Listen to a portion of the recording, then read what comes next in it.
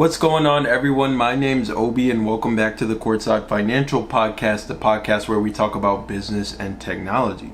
You guys know how in yesterday's episode, I basically spent 24 hours after NIO's earnings to give you my take. Well, guess what? Yesterday, September 3rd, when I released that video, NIO CEO William Li was actually having a briefing in Shanghai where there was more info to come. And the news that came out of it completely reshaped my understanding of what's going on at NIO. We've got two major storylines that interweave today in ways that might surprise you. NIO's mysterious McLaren partnership that's generating most of their tech service revenue, and Lee's surprisingly candid warning about Q1 being a potential disaster for the entire Chinese EV industry. So this isn't your typical earnings follow-up. Some would call this detective work. Let me start with something that made my jaw drop when reading it. During that September 3rd briefing, William Li casually dropped this line.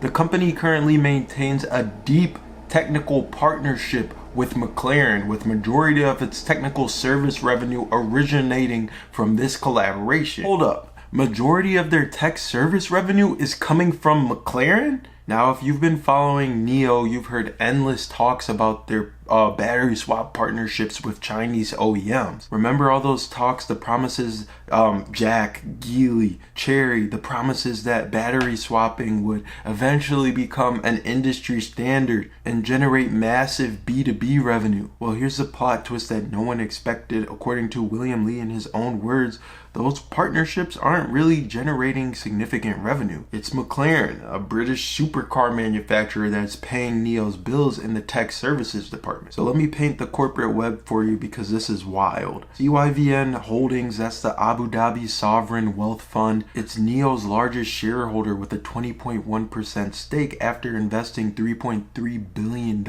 That same CYVN just completed acquiring McLaren's automotive business in April. So essentially NIO's largest stakeholder bought McLaren, and now McLaren is paying for NIO's tech services. So is this legitimate business development or financial engineering? That's the $1 million question. But wait, it gets more interesting, because remember ForSeven, the UK EV startup that CYVN was backing? They signed a technology license agreement back in February 2024 with NIO. Here's where the community is asking the right questions. One comment caught my attention. Someone said if NIO's tech service revenue primarily comes from McLaren, which was established through ForSeven, the ForSeven NIO partnership, now that ForSeven was totally liquidated in Q3 2025, does that mean that NIO's tech service revenue is now liquidated too? That's investigative journalism right there. ForSeven got liquidated, they fired everybody, but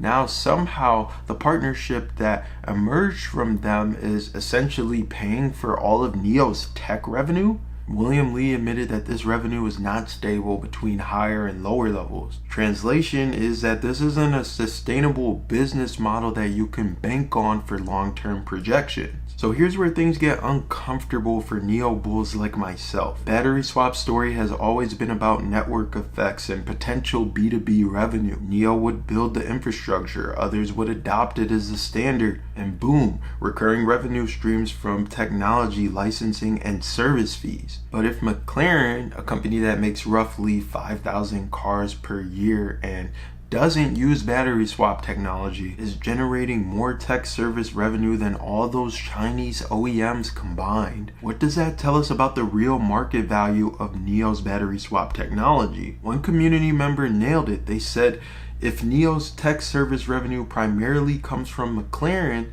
then it means the thousands of Chinese OEM battery swap partnerships are not generating any revenue. That's a harsh truth, but it might be the truth nonetheless. Now let's talk about the other bombshell from Lee's September 3rd briefing, and this might be even a bigger bombshell than the McLaren news. When asked about sustaining profitability beyond Q4 2025, William Li basically said, "Hold my beer, the entire industry is going to struggle in Q1 2026. His exact words were, "For industry demand achieving even half of this year's fourth quarter levels in the first quarter of next year, that would be a positive outcome." So guys, read that again. The CEO of NIO is saying that if the Chinese EV industry can sell half of what they sell in Q4 2025 during Q1 2026, that would be a good result. This isn't typical seasonal softness. This is Li predicting a potential industry-wide collapse in demand. The reason for Li's pessimism?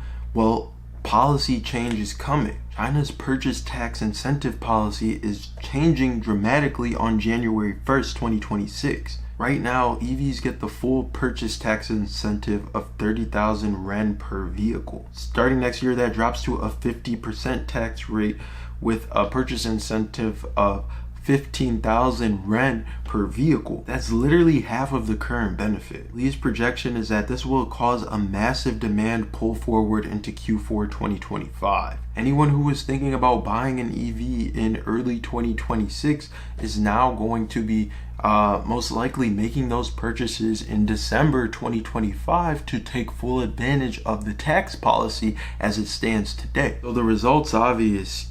If this actually plays out, Q4 2025 will look inflated due to that, making Q1 look like it cratered compared to Q4 2025 due to the pull forward. This completely reframes NIO's Q4 profitability target. Yes, they could actually achieve Q4 profitability, but it might be built on unstable demand that evaporates the moment the calendar turns to 2026. Li essentially admitted this, saying that if we are fortunate enough to save some orders for the first quarter of next year, we'll be in a better position.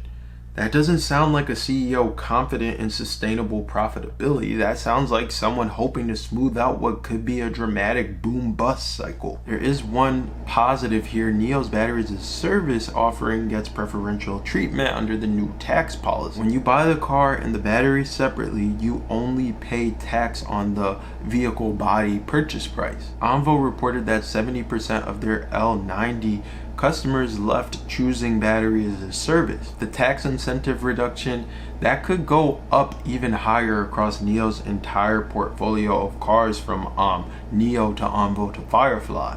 But here's a question that we should be asking: will battery as a service be driven by the actual benefits of it, or really just strategy to engineer the best taxable outcomes? And what happens to adoption rates if the tax incentives disappear entirely in 2028? The community reactions to all of this have been illuminating. Eternal optimists are still talking about $150 price targets, but the realists are asking the harder question. Someone wrote, "LOL, this guy starts to be too much. First, he already explicitly said that even with 150 vehicle deliveries, the company would only break even in non-GAAP measurement.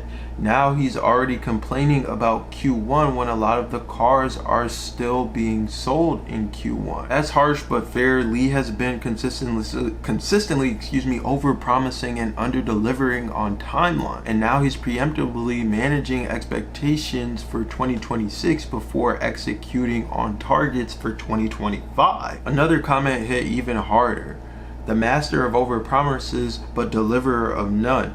But goldfish NIO enthusiasts conveniently forget every single time. Look, I'm a NIO bull, but I can't argue with this pattern of recognition here. One community member made an interesting point about international expansion though.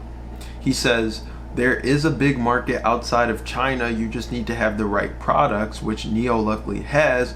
But another person responded to that brutally honest. They said that's why pretty much all NIO products to date have failed completely outside of China.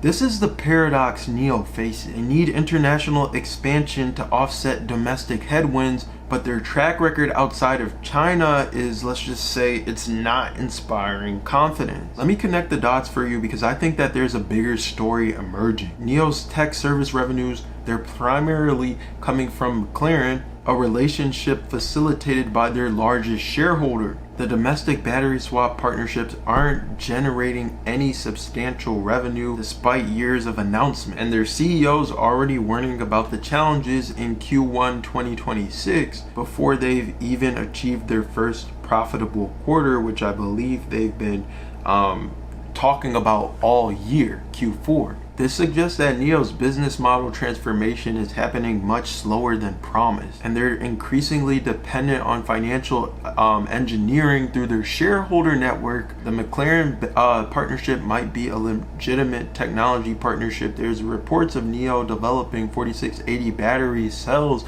for McLaren hybrid vehicles. But isn't it also convenient that their largest shareholders' biggest acquisition just happens to be their main source of revenue? Here's where I need to be honest with you as a NIO bull trying to maintain objectivity. Yesterday, I talked about NIO being at an inflection point. Today's revelation suggests that that inflection point might be more fragile than I thought.